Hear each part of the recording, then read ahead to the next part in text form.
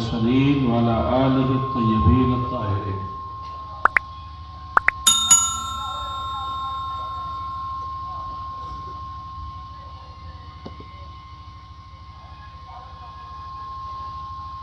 سربراہ شاہ کریمہ دستگیر اشرفہ حرمت روح پیمبر یک نظر کو نسوما لی خمسد نطفی بها حمل الوباء الحاتمہ المصطفى والمرتضى وابناهما والفاطمہ وصلی اللہ تعالی علی خیر خلقہ ونور عرشہ ومظہر لطفہ محمد وعلہ واصحابہ اجمعین برحمتك يا ارحم الراحمين بحق لا اله الا الله محمد رسول الله.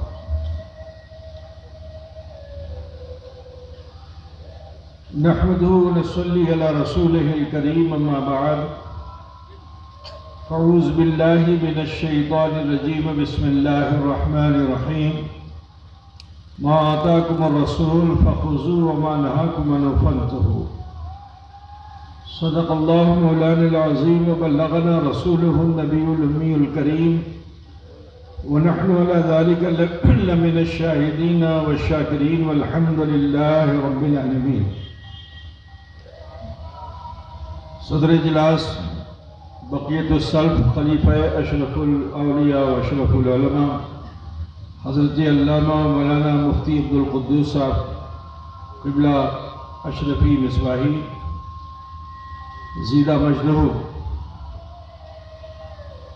و دیگر معزز مفتیان کرام فقہاء اسلام علماء ملت اسلامیہ شورائے اسلام نقیب جلسہ امام اعظم ابو حنیفہ کانفرنس و عرس اشرف الاولیاء علیہ رحمت و رضوان میں شرکت فرمانے والے برادران اسلام، سماعت فرمانے والی خواتین اسلام، عزیز بچوں، نوجوان ساتھیوں، عقیدت و خلوص کے ساتھ آئیے ہم اور آپ مل کر اپنے آقا و مولا سید عالم نور مجسم جناب احمد مجتبیٰ محمد مصطفیٰ صلی اللہ تعالی علیہ وآلہ وسلم کی بارگاہ بے کس پناہ میں جھوم کر خدیعہ درود پاک پیش فرمانے. اللہم صلی علی سیدنا و مولانا محمد وعلی آلہ سیدنا و مولانا محمد بارک وسلم صلاۃ و سلام علیک یا رسول اللہ یا حبیب اللہ. اب ایسا کوئی وقت رہ نہیں گیا کہ جس میں خطاب کیا جائے. میں سب سے پہلے تو ادارے تحقیقات اسلامی سندھی بختیار پور و قادری فاؤنڈیشن کے ذمہ داروں کو مبارکباد دیتا ہوں کہ جنہوں نے بڑے توجہ و احتشام کے ساتھ اس کانفرنس کا انعقاد کیا. اللہ تبارک و تعالی ان کے حوصلوں کو بلند فرمائے. دوسرے مشکور ہوں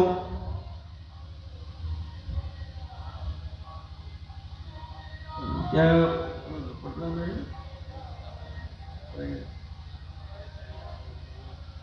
ادارے شریعہ پٹنہ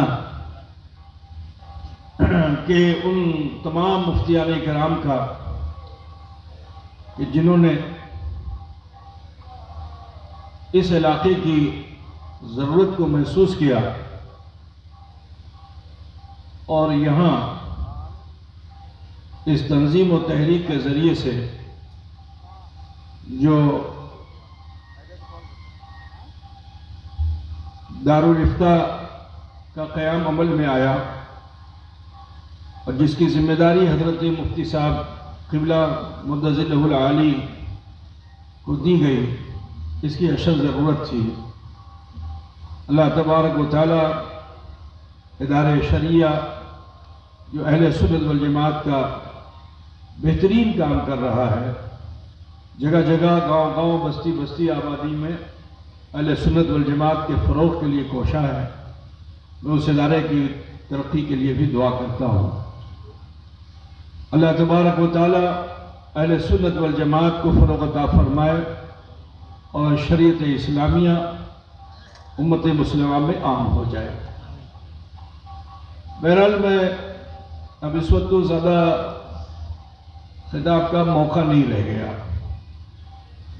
بس یہ بتانا چاہتا ہوں کہ اللہ رب العزت کا بڑا احسان ہے کہ پروردگار عالم امت محمدیہ کو آگاہ کر رہا ہے، ورنہ اور نبیوں کے امتیوں کو آگاہ کرنے کے لیے ان کے انبیاء ہوتے اور وہ کہتے کہ جو میں کہوں وہ کرو اور جس چیز سے میں منع کروں باز آ جاؤ. لیکن یہ احسان ہے اس رب العالمین کا کہ اللہ تبارک و تعالیٰ نے امت محمدیہ کو آگاہ فرمایا کہ ما آتاکم الرسول فخذوا وما نہاکم عنہ فانتہوا. اپنی مرضی کے کام مت کرو، جو تمہیں رسول دے تم اسے لے لو اور جس چیز سے رسول منع فرما کے باز آ جاؤ. میں آپ کو بتانا چاہتا ہوں کہ مکہ مکرمہ کی تہذیب کیسی پراگندہ تھی، وحشت بربریت کا ماحول تھا، جہاں سارے طبیعت و نفس کے کام کیے جاتے تھے. عالم یہ تھا کہ باپ کے مرنے کے بعد بڑے بیٹے کے حوالے ماؤں کو کر دیا جاتا تھا، اور انسان اتنا گندا مزاج انسان کا ہو گیا، اتنی گندی تہذیب تھی کہ وہ ماں کے جن کے قدموں تلے رسول اللہ نے جنت رکھی، وہ تہذیب تھی کہ انسان باپ کے مرنے کے بعد سوتیلی ماؤں کو اپنے گھر رکھیل کی صورت میں رکھتا تھا. ایسی گندی تہذیب تھی.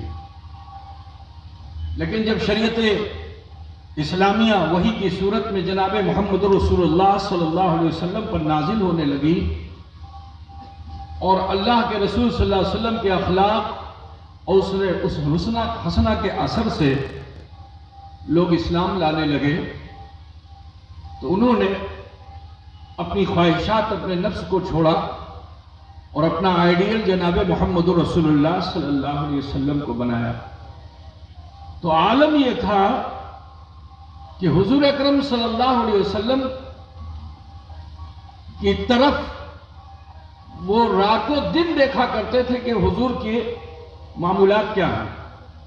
تو جو حضور صلی اللہ علیہ وسلم کے معمولات ہوتے تھے ان معمولات کی وہ نقل کیا کرتے تھے. حضور مسکراتے کیسے ہیں، حضور اٹھتے کیسے ہیں، حضور بیٹھتے کیسے ہیں، حضور چلتے کیسے ہیں.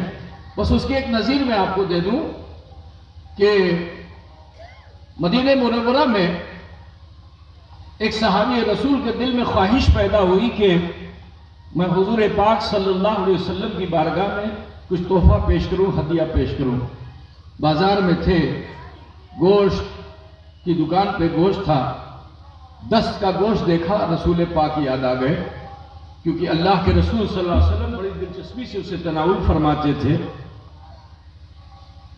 صحابی رسول نے اس گوشت کو لیا، گھر آئے، اپنی بیوی سے کہا کہ بیوی ذرا اس کو اچھے سے بھون دو، کیونکہ میں اسے حضور کی بارگاہ میں ہدیہ کروں گا، تحفہ کروں گا. صحابیہ بھی، ان کی بھی معراج ہو گئی کہ آج مجھے بھی خدمت کا موقع مل گیا ہے. رسول پاک صلی اللہ علیہ وسلم کے لیے انہوں نے خوب اچھے سے اس گوشت کو بھونا. جب اس کی خوشبو پھوٹ گئی تو ایک قاب میں گوشت کو رکھا اور ڈھکن سے بند کر کے شوہر کو دے دیا. صحابی رسول اسے لے کے چلے. ابھی گھر سے باہر نکلے ہی تھے کہ دیکھتے کیا ہے کہ بھیڑ کافی ہے، گلی بھری ہوئی ہے، مجمع لگا ہوا ہے. تو آپ کو استعجاب ہوا کہ آگے کیا ہے، اتنا مجمع لگا ہوا ہے. تو کبھی کبھی آپ بختیار پور میں کہیں بھیڑ میں کھڑے ہوتے ہیں تو پوچھتے کسی سے نہیں ہے، اسے دیکھنے کے لیے آگے بڑھنا چاہتے ہیں تو ایک کو ہٹایا، دوسرے کو ہٹایا، آگے بڑھتے چلے جاتے ہیں. صحابی رسول نے بھی کچھ ایسا ہی کیا، ایک کو ہٹایا، دوسرے کو ہٹایا، آگے بڑھے، یہاں تک کہ اتنا آگے بڑھ گئے کہ اللہ کے رسول صلی اللہ علیہ وسلم ایک چوراہے پر چبوترا تھا، اسی چبوترے پر بیٹھ کر رسول پاک واعظ فرما رہے تھے. صحابی رسول نے جو دیدار رسول کیا نا تو بے خودی ایسی چھا گئی کہ اب یہ بھی انتظار نہیں کیا کہ مجھے کرنا کیا چاہیے. شوق میں لقائے مصطفیٰ کا اثر ایسا کہ آپ حضور کے قریب گئے اور اس برتن کو لے جا کر سرکار کے سامنے رکھ گیا. اور رسول پاک کی بارگاہ میں جب وہ برتن رکھا گیا تو سرور کائنات صلی اللہ علیہ وسلم صحابی کے سرتاپا کو دیکھتے ہیں. صحابی کے سرتاپا کو دیکھتے ہیں. حضور تو اپنی امت کا خیال رکھتے ہیں. ایک لمحہ بھی انتظار نہیں کیا سرکار نے، یا یہ بھی نہیں فرمایا کہ اسے لے جاؤ، اگر تم تحفہ لائے تو اسے گھر لے جاؤ. نہیں، اسی مجمع عام میں رسول پاک نے برتن کو کھولا، ڈھکن کو ہٹایا اور اپنی پسندیدہ بوٹی کو لیا اور مخصوص انداز سے تناول فرمانے لگے. مخصوص انداز سے تناول فرمانے لگے. سارے صحابہ نے یہ منظر دیکھا. میں در والوں کی بات نہیں کرتا، نقل کرنے میں گھر والے کتنا آگے تھے کہ حضرت سیدنا عثمان ذو النورین رضی اللہ تعالی عنہ نے جب حضور کا یہ منظر دیکھا تو دوسرے دن آپ بھی گوشت لے آئے اپنی زوجہ سے، حضور کی بیٹی سے. آپ نے اسے بھنوایا اور پھر برتن میں رکھوا کر کے اسی مقام پہ پہنچے جہاں رسول پاک کل نشست فرما تھے. عزیزان گرامی، خیال کیجئے کہ اس مقام پہ جا کر آپ اسی انداز میں بیٹھے جیسے رسول پاک بیٹھے تھے، اسی انداز سے مسکرا کے ڈھکن کھولا جیسے مصطفیٰ نے کھولا تھا، اور پھر اس میں سے ایک بوٹی اٹھائی.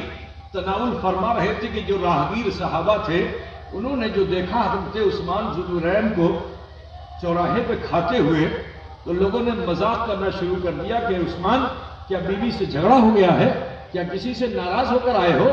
تو حضرت عثمان غنی رضی اللہ تعالیٰ عنہ سے جب یہ باتیں لوگ کرتے جاتے تو آخر آپ نے لوگوں کو روکا اور فرمایا کہ سنو، میں کسی سے ناراض ہو کر نہیں آیا ہوں. میں نے کل جناب محمد رسول اللہ صلی اللہ علیہ وسلم کو اس حال میں تناول فرماتے ہوئے دیکھا تھا تو آج میں ان کی ادا کو اپنا رہا ہوں. خیال فرمائیے کہ نقل کرنے میں صحابہ در والے اور گھر والوں کا عالم کیا تھا. اسی عالم میں آپ جانتے ہیں کہ حضور اکرم صلی اللہ علیہ وسلم پر اللہ کا حکم ہو گیا، آپ صوم وصال فرمانے لگے. اور جب آپ نے صوم وصال فرمایا، ایک روزے پہ دوسرا روزہ، صحابہ نے دیکھا تو نقل کرنے لگے. اب جو صحابہ کرام نقل کرنے لگے تو بشری تقاضے کے تحت جسم کمزور ہو گیا. ایک دن تو رکھ لیا روزہ، دوسرے دن رکھا تو نقاہت، اور تیسرے دن رکھا تو غش کھا کے مسجد نبوی میں گرنے لگے، بے ہوش ہونے لگے. میں آپ سے پوچھنا چاہتا ہوں کہ اگر اس مجمع میں کوئی ٹھوکر کھا جائے صرف، بولیے اس کو سنبھالنے کے لیے آپ انسانیت آپ کی جو ہے آمادہ کریں گے نا کہ اس کو سنبھالا جائے، ہے نا؟ میرا رسول صلی اللہ علیہ وسلم ہے، غش کھا کے لوگ گر رہے ہیں تو رسول پاک کو تو انہیں سنبھالنا چاہیے تھا، تسلی دینا چاہیے تھا. لیکن اس وقت میرے نبی نے کیا ارشاد فرمایا کہ ایکم مثلی، کون ہے میرے مثل؟ اللہ مجھے کھلاتا اور پلاتا ہے. عزیزان گرامی، یہ جملہ، یہ تیور ایسا تھا کہ میرا وجدان کہتا ہے کہ اگر کچھ دیر اور رہ جاتی، اسی حالت میں رہ جاتے رسول پاک، تو نہ زمین ہوتی نہ آسمان ہوتا، سب غضب محمدی میں مبتلا ہو جاتے. لیکن حضور تو عالمین کے لیے رحمت بن کر کے آئے ہیں. ابھی اللہ کے رسول کا یہ تیور ہی تھا کہ حکم رب پا کر کے حضرت جبریل امین علیہ تحیت و ثنا بارگاہ مصطفیٰ میں حاضر ہوئے اور حاضر ہو کر اس آیت کریمہ کو پیش کر دیا کہ ما آتاکم الرسول فخذوہ وما نہاکم عنہ فانتہوا. ارے جو تمہیں رسول دے تم اسے لے لو، اور جس چیز سے منع فرما دے باز آ جاؤ. کہ حضور کی تمہیں نقل نہیں کرنی ہے، حضور جس چیز کو کرنے کا حکم دے اسے کرو، اور جس چیز سے رکنے کا حکم دے اس سے رک جاؤ. بات کو سمجھ رہے ہیں نا؟ معلوم کیا ہوا کہ طبیعت پہ نہیں جینا ہے، مصطفیٰ کی دی ہوئی شریعت پہ جینا ہے. بس ایک بات آپ کو بتا کے میں اپنی بات کو ختم کروں گا، کیونکہ ماحول نہیں ہے کہ اب اس میں کوئی خطاب کیا جائے. سنیے، عرب کے سماج میں پانی کی طرح شراب پی جاتی تھی. شراب کو پانی کی طرح پیتے تھے. شراب پہ بڑے قصیدے اور شاعری ہوتی تھی، غزل گوئی ہوتی تھی. علماء بیٹھے ہوئے ہیں، آپ پوچھئے ان سے کہ ہزاروں سال پرانی شراب کو محفوظ رکھتے تھے، اور کوئی وی آئی پی آ جاتا تو اس کے سامنے بیٹھ کر کے پھر قصیدہ خوانی ہوتی. اور ورق در ورق اشعار پیش کیے جاتے ہیں، ٹھیک ہے. پھر جا کر فنجان میں تھوڑی سی شراب دی جاتی تھی کہ جس سے حلق بھی نہ ہو. شراب ایسی تھی کہ اگر پیٹ میں حاملہ عورت کو درد ہو جائے تو شراب پلا دی جائے، بچہ پیدا ہو تو تکلیف ہو تو شراب پلا دی جائے، پیدا ہو کے بچہ زیادہ رونے لگے تو شراب پلا دی جائے. شراب گھٹی میں، شراب ایسی کہ ہجرت کے وقت بھی صحابہ نے ماں باپ کو چھوڑا مگر شراب نہیں چھوڑی، عزیز و اقارب کو چھوڑا مگر شراب نہیں چھوڑی، زمین جائیداد چھوڑ دی مگر شراب نہیں چھوڑی. حتیٰ کہ مدینہ منورہ میں پہنچے تو وہاں بھی وہی حال. شراب تہذیب کا حصہ، لیکن آپ جانتے ہو شراب ایسی کہ اب شراب پی پی کر مسجد میں آنے لگے. اللہ نے ڈائریکٹ حکم نہیں صادر فرمایا، اللہ تبارک و تعالیٰ نے ان صحابہ انصار مہاجرین کے درمیان جو آیت کریمہ مصطفیٰ پہ نازل فرمائی وہ کیا تھی کہ لا تقربوا الصلاۃ وانتم سکارى، کہ تم نماز کے قریب مت جاؤ جب تم نشے کے حال میں رہو. ٹھیک ہے، یہ ابتدائی دور اسلام ہے. لیکن جب عشق کی انتہا ہو گئی اور عالم یہ ہو گیا کہ حسن یوسف پہ کٹی مصر میں انگشت زنا، سر کٹاتے ہیں تیرے نام پہ مردان عرب، تو اب عالم یہ ہوا کہ وہ صحابہ کرام اب نبی کے اب اپنی طبیعت پر نہیں جی رہے ہیں، مصطفیٰ کی دی ہوئی شریعت پہ جی رہے ہیں، مصطفیٰ کی دی ہوئی شریعت پہ جی رہے ہیں، طبیعت پہ نہیں جی رہے ہیں. عزیزو، وہ تو دور جہالت کے لوگ تھے، اسلام لائے، ان کی طبیعت کا مزاج کیسا تھا. آج تو ہم تہذیب یافتہ ہیں، کلچرڈ ہیں، سیولائزڈ ہیں، مینرڈ ہیں، لیکن افسوس ہے کہ دین سے ناواقفیت کی بنیاد پہ آج بھی ہم طبیعت پہ جی رہے ہیں. کاش کہ ہم شریعت پہ جیتے. یہ جو دارالقضاء یہاں قائم کیا گیا اس لیے تاکہ ہم اپنی طبیعت کو چھوڑ کر مصطفیٰ کی دی ہوئی شریعت ان مفتیان کرام کے ذریعے سے جو مسائل کا استنباط یہ فرمائے اسے ہم ان کی طبیعت نہ سمجھیں بلکہ مصطفیٰ کی شریعت سمجھ کر اس پر عمل کریں. سنیں گے بھائی؟ بند کر دوں؟ نہیں سنیں گے؟ خفا ہے؟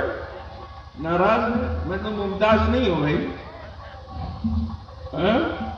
سنیں گے ہم لوگ؟ اتنے لوگ نہیں سنیں گے. آپ اٹھا کے بتاؤ نا ایسا کتنے حق پسند لوگ ہیں نا. تو سماعت فرمائیے، شراب پانی کی طرح پیتے تھے. شراب ایسی کہ جس کے لیے نماز چھوڑنے کا حکم دے دیا گیا. ذرا خیال کرو شراب کیسی تھی. لیکن جب شراب کی حرمت آ گئی اور رسول پاک صلی اللہ علیہ وسلم نے انصار و مہاجرین کے درمیان اعلان فرما دیا کہ شراب کو حرام کر دیا گیا. مثال کے طور پر اگر آپ مریض ہیں اور بہار میں لوگ کھینی بہت کھاتے ہیں ہے نا، اب کھینی کھانے والے سے ڈاکٹر یہ کہ کھاؤ گے تو بس پھیپھڑا گیا تمہارا، کینسر ہوگا، مر جاؤ گے، تو موت کی دعوت دے رہا ہے کہ مر جاؤ گے.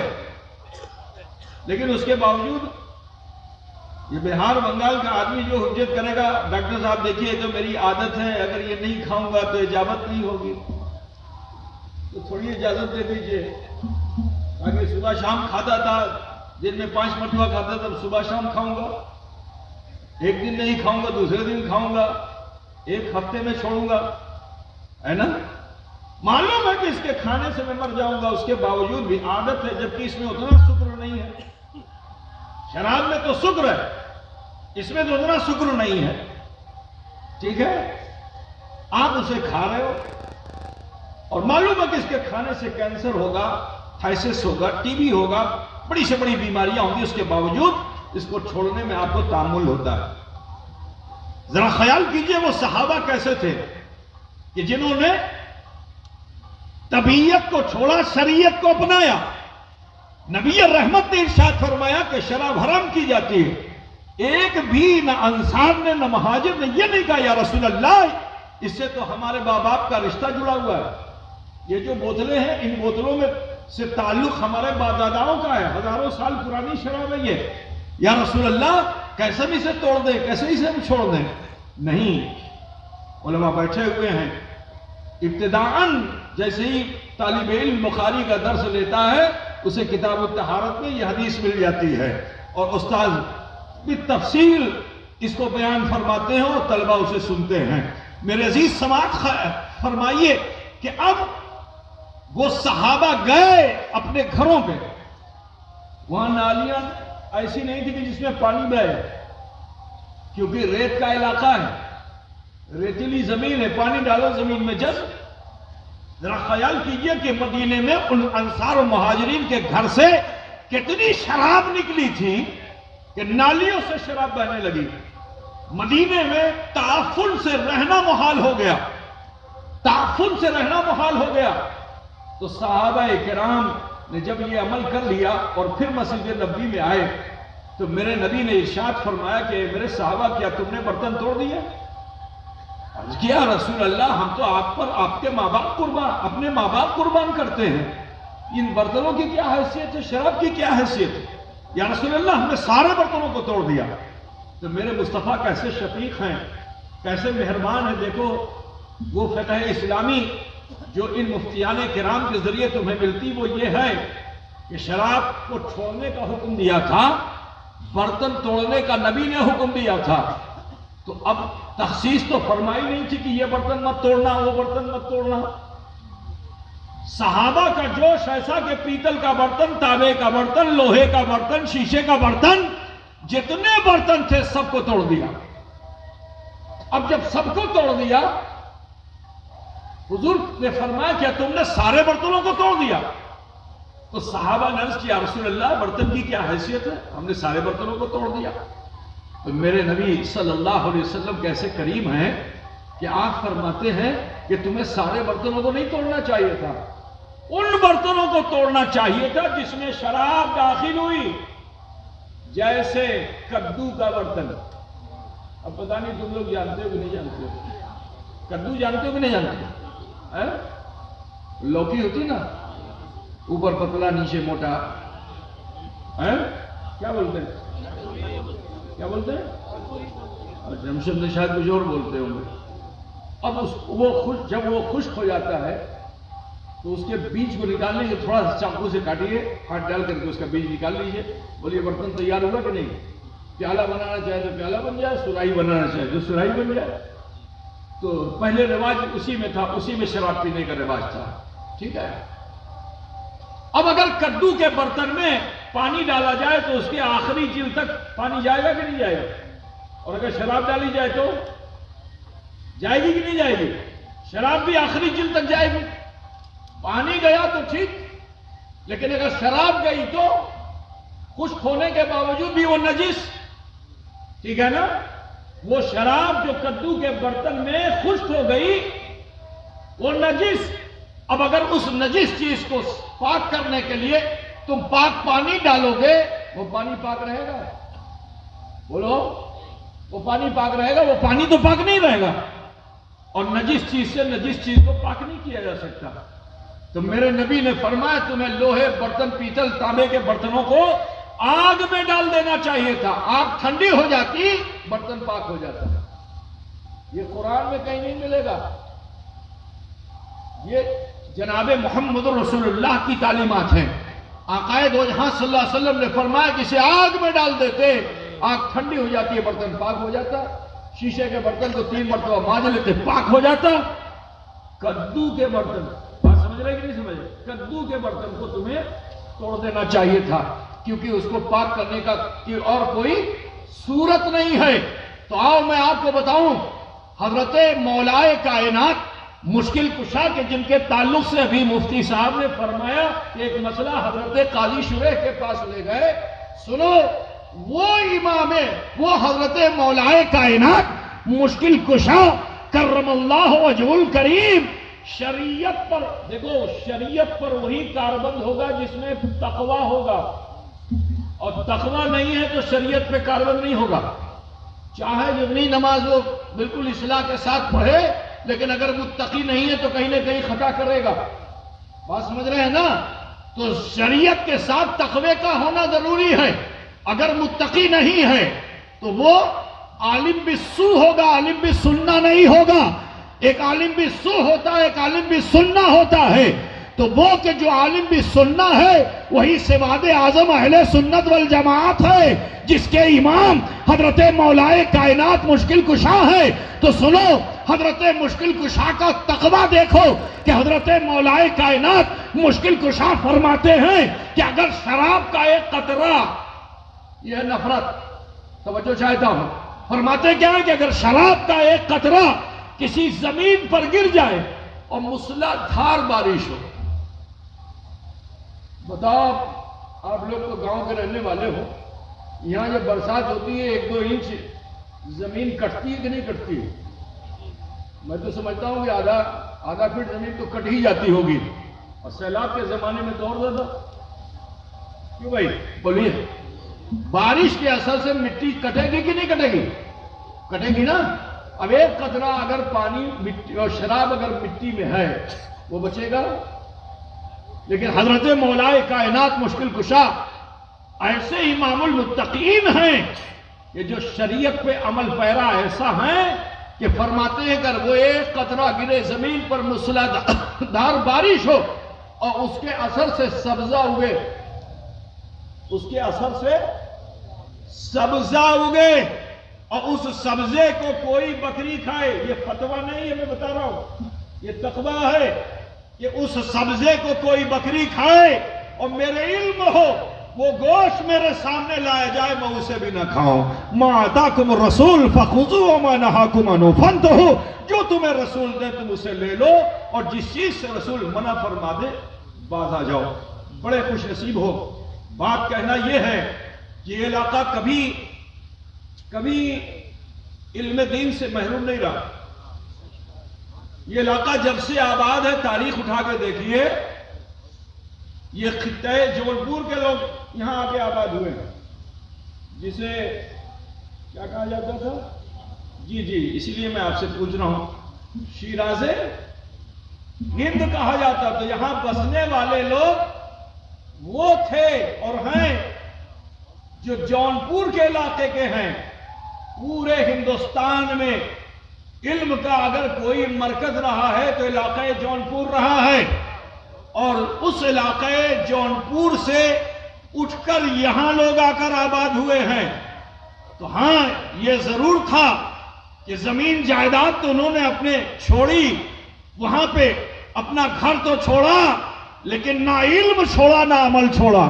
یہ دونوں چیزیں یہاں ساتھ آئی ہیں، الحمدللہ یہ دونوں چیزیں ساتھ آئیں، اور ہر دور میں یہاں متبحر عالم دین پیدا ہوتے رہے۔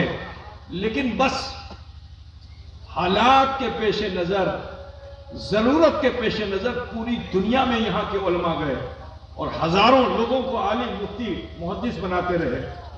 لیکن ہوتا کیا ہے، کبھی کبھی چراغ تلے اندھیرا ہوتا ہے۔ بات سمجھ رہے ہیں نا؟ چراغ تو یہاں بہت روشن تھے لیکن اندھیرا چراغ تلے اندھیرا تھا۔ مگر اب عالم یہ ہے کہ اب تو چراغ کے نیچے اجالا ہوتا ہے۔ یہ دیکھ رہے ہیں؟ سمجھ میں بات آ رہی کہ نہیں آ رہی ہے نا؟ اب جو ہے چراغ کے نیچے اجالا ہے۔ تو سنو، چراغ کو پلٹ دیا گیا اس لیے تاکہ جہاں اندھیرا چھانے لگا ہے وہاں پھر سے اجالا ہو جائے۔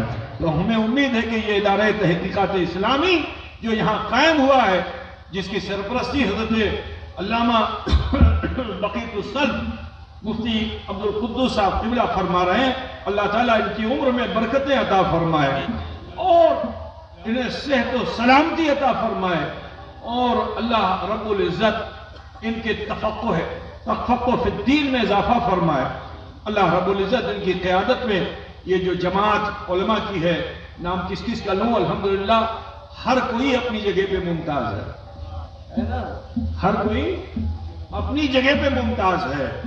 تو انشاءاللہ تعالی یہ کارواں جو روانہ ہوا ہے منزل مقصود کو پانے کے لیے، میں دعا کرتا ہوں کہ اللہ تعالی جلد از جلد اس قافلے کو منزل مقصود عطا فرما دے، اور قوم و ملت سے استدعا کرتا ہوں کہ اے عزیزان، آپ کا رشتہ ہمارا آپ کا بڑا قدیمی ہے، آج کا نہیں 700 سال پرانا ہے، اور اوپر چلے جائیے تو 1400 سال پرانا ہے۔ الحمدللہ تو آپ کا ہمارا رشتہ بہت پرانا ہے، اور یہ دیار ایسا ہے کہ اس دیار کے جانور بھی اشرف کی بات مانتے ہیں، ہے نا؟ یہاں کا جانور بھی اشرف کا اشارہ سمجھتا ہے، تو آپ تو الحمدللہ حیوان ناطق ہو، ہے نا؟ ہمیں امید ہے کہ آپ سب اپنی تہذیب کو بدلیں گے۔ آپ کے سماج میں بہت دنوں سے یہ ایک فکر تھی کہ حضور اشرف الاولیاء کے ساتھ میں بھی آتا رہا، اور جب یہاں کے ان ذی شعور علماء کو دیکھتا اور پھر عوام کو دیکھتا تو بڑا ایک عجب سا ذہن میں خلجان ہوتا تھا کہ یہ کیسا ماحول ہے۔ ماں بہن بیٹیوں کو دیکھتا تو سوچتا یہ کیسا ماحول ہے، یہ کیسی تہذیب ہے، ٹھیک ہے، کہ جن کے ذریعے سے ایک عالم سیراب ہو رہا ہے، اور پھر اسی گھاٹ پہ رہنے والے پیاسے ہیں دین سے۔ تو ایک فکر تھی، اکثر تذکرہ بھی ہوتا رہتا تھا، یہ بات سامنے آتی رہتی تھی کہ ضرورت ہے کہ کیسے ادارے کو قائم کیا جائے، ایک ایسی تنظیم کو قائم کیا جائے کہ جس کے ذریعے سے کام ہو۔ الحمدللہ وہ کون سا وقت تھا کہ ہم لوگوں کی وہ آواز مستجاب ہو گئی رب العزت کی بارگاہ میں، کہ آج علاقے سمری بختیار پور میں، اور خصوصی طور پر سمری بختیار پور کے اندر صرف ایک نہیں کئی تنظیمیں اکٹھا کھڑی ہو کر کام کرنے لگی ہیں۔ یہ سب الگ نہیں ہے، یہ پلر ہے۔ یہ کیا ہے؟ یہ سب کیا ہے؟ یہ پلر ہیں۔ انشاءاللہ تعالیٰ ایک مضبوط چھت یہاں لگنے والی ہے، انشاءاللہ شریعت کی چھت لگے گی، اور جو اس شریعت کے صاحب رہیں گے سب محفوظ رہیں گے انشاءاللہ تعالیٰ۔ آپ لوگوں سے کہنا ہے کہ بہت سی چیزیں آپ کے سماج میں ہوتی ہیں جس پر ان علماء کی نظر نہیں، کیونکہ یہ تو بچپن سے مدرسے میں رہے اور پھر کسی مدرسے میں رہ گئے، کبھی چھٹیوں میں آئے 2-4 دن کے لیے پھر چلے گئے۔ آپ دیکھیے جو چیز آپ کو لگے کہ یہ چیز غلط ہے اور سماج میں ہو رہی ہے، جس پر ان علماء کی اگر نظر نہیں ہے، تو جب یہاں دارالقضا قائم ہو گیا ہے، وہ بڑی چیزیں طلاق اور خلا اور یہ تو مسئلہ ہے اپنی جگہ پہ، ٹھیک ہے، نہیں ان مسائل پہ بھی توجہ کیجیے کہ جس سے بدعات اور منکرات کا رواج آپ کے سماج میں ہے، اس کو کیسے نکالا جائے، اس کو کیسے ختم کیا جائے۔ آپ نہیں ختم کر سکتے، یہ علماء کرام یا ائمہ مساجد جب انہیں معلوم ہوگا کہ آپ کے سماج میں برائیاں ہیں، اس کو دور کرنے کے لیے تبلیغ فرمائیں گے، یہ تحریر فرمائیں گے، اور آپ کا کام ہے کہ جو چیز آپ تک ابلاغ ہو اسے آپ قبول فرمائیں اور شریعت کے مطابق جینے کی کوشش کریں۔ آج اس کی بڑی سخت ضرورت ہے۔ مجھے امید ہے کہ انشاءاللہ تعالی اب نشست ثانیہ ہوگی، حضرت دیوان صادق کے ساتھ رہنے والے وہ لوگ کہ جو آئے تھے وہ سب کے سب طبیعت والے نہیں تھے، سب مصطفیٰ کی شریعت والے تھے جو آپ کے باپ دادا تھے۔ ہمیں امید ہے کہ آپ سب پھر لوٹیں گے اور طبیعت کو چھوڑ کر شریعت کو اختیار کریں گے، اور اہل سنت والجماعت میں شامل رہ کر کے، متحد و متفق رہ کر کے دین کے کام کو آگے بڑھانے کی کوشش کریں گے اور خود بھی آگے بڑھنے کی کوشش کریں گے۔ بولیے میں آپ لوگ وعدہ کرتے ہیں؟ وعدہ کرتے ہیں نا؟ انشاءاللہ تبارک و تعالی۔ تو ہمیں امید ہے کہ انشاءاللہ اس تحریک اور تنظیم کے ذریعے سے ایک بڑا کام ہوگا۔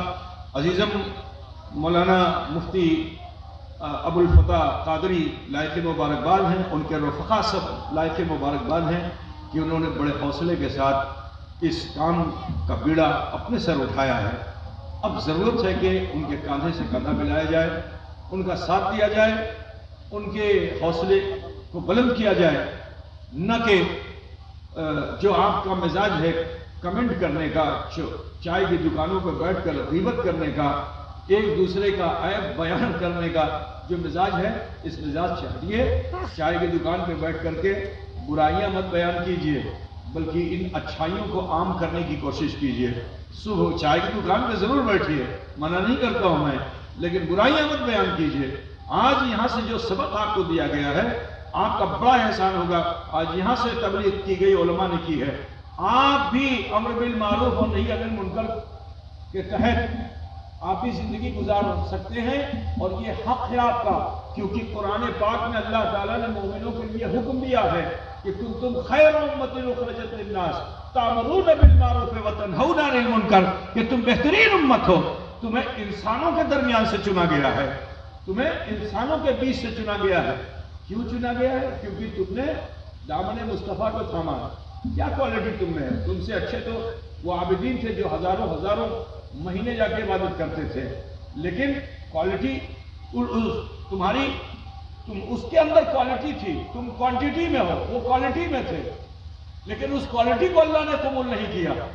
اللہ تعالیٰ نے تمہیں لیلۃ القدر دے دی، ایک رات ایسی دے دی کہ جو 1000 مہینوں پہ بھاری ہو گئی، اس لیے کیونکہ تم امت رسول ہو، اور امت رسول وہ ہوتے ہیں کہ جو طبیعت پہ نہیں شریعت پہ جیتے ہیں، اپنی مرضی کے کام نہیں کرتے، اللہ اور اس کے رسول کے حکم پر زندگی گزارتے ہیں کہ امر بالمعروف اور نہی عن المنکر پر خود بھی زندگی گزارتے ہیں اور اس کی دعوت دوسروں کو بھی دیتے ہیں۔ ٹھیک ہے نا؟ بولیے بھائی، صرف مولانا کی ذمہ داری ہے تبلیغ دین کرنا؟ بولیے، آپ اپنی مرضی سے تبلیغ مت کیجیے۔ آج مسئلہ عورت بہت عام ہو چکا ہے، ٹھیک ہے، اس سے رکنا ہوگا۔ یہاں سے جو پیغام آپ تک پہنچے وہ آپ اپنے تک مت رکھیے، اسے سماج تک پہنچانے کی کوشش کیجیے۔ آپ ذریعہ ابلاغ بن جائیے، ٹھیک ہے نا؟ تبلیغ کا ذریعہ آپ بھی بن جائیے۔ تو اگر آپ ایسا کرتے ہیں تو آپ پر اللہ تعالیٰ کا بڑا احسان، بڑا کرم ہوگا، کیونکہ پھر جب آپ ایسا کرنے لگیں گے تو آپ کی ایک صورت قرآن میں محفوظ ہو جائے ہے۔ وہ آپ کو بتانا چاہتا ہوں کہ محمد الرسول اللہ والذین معہ اشداء علی الکفار رحماء بینہم تراہم رکعا سجدا یبتغون فضلا من اللہ ورضوانا سیماہم فی وجوہہم من اثر السجود، کہ محمد صلی اللہ علیہ وسلم ان کے ماننے چاہنے والے کافروں پر شدت پسند ہے، آپس میں صلہ رحم ہے۔ آج اس کے برعکس ہماری زندگی گزر رہی ہے، ہم غیروں سے دوستی اچھی کر لیتے ہیں، ان سے رشتہ داریاں بھی قائم کر لیتے ہیں، ٹھیک ہے نا؟ لیکن جو اپنے ہیں ان سے جھگڑے کرتے رہتے ہیں۔ ذرا اپنی صورت کو دیکھو، کیونکہ تم طبیعت پہ جی رہے ہو، شریعت پہ جیتے اگر تو تمہاری صورت کیا ہوتی کہ تراہم رکعا سجدا یبتغون فضلا من اللہ ورضوانا، کہ پھر تمہیں دیکھا جاتا کہ تم رکوع اور سجود کی حالت میں ہوتے اور اللہ کے فضل کو تلاش کرنے والے ہوتے، اور جب اللہ کے فضل کو تلاش کر کے سجدے سے سر اٹھاتے نا تو پھر تمہارے چہرے بد رونق نہیں ہوتے، بلکہ تمہارے چہرے سجدوں کا اثر لے کر اٹھتے، اور جب سجدوں کا اثر لے کر اٹھتے تو مومن ہے، کافر بھی تمہارے چہرے کو دیکھتا اور پڑھ لیتا کلمہ لا الہ الا اللہ محمد رسول اللہ۔ تو لہذا آپ سب سے کہنا ہے، جو دعوت یہاں سے پیش کی گئی ہے اس کو عام کرنے کی کوشش کیجئے۔ آپ کے سماج میں جو مسائل ہیں ان مسائل کو لے کر جھگڑیے نہیں، گھر میں جھگڑا مت کیجئے، بلکہ ان مسائل کو لا کر آپ دارالقضا میں پیش کیجئے، اور اس دارالقضا سے تحقیق کے ساتھ جو فتویٰ صادر کر دیا جائے، ٹھیک ہے نا، پھر اس میں یہ مت دیکھیے کہ میرے حق میں ہوا ہے یا میرے حق میں نہیں ہوا ہے۔ آپ کے حق میں بھی ہو سکتا ہے، آپ کے حق میں نہیں بھی ہو سکتا ہے۔ تو ایسا نہیں کہ اب مفتی صاحب نے آپ کے حق میں نہیں فیصلہ کیا، مفتی صاحب بڑے خراب ہیں، لڑائی شروع کر دیجئے، تو یہ طبیعت ہے نہیں۔ شریعت یہ ہے کہ اب حق میں فیصلہ ہو تو بھی قبول کریں، اور حق میں فیصلہ نہ ہو تو بھی قبول کریں۔ بولیے آپ ایسا کریں گے بھائی؟ ارے بولیے نا۔ معلوم ہوا اس بڑھاپے میں پیرانہ سالی میں حضرت مفتی صاحب کے سامنے روزانہ آپ لوگ آگے جھگڑا کرنا شروع کر دیجئے کہ ہمارے حق میں فیصلہ نہیں کیا۔ حضرت تو وہی کریں گے جو قرآن و حدیث میں ہوگا نا۔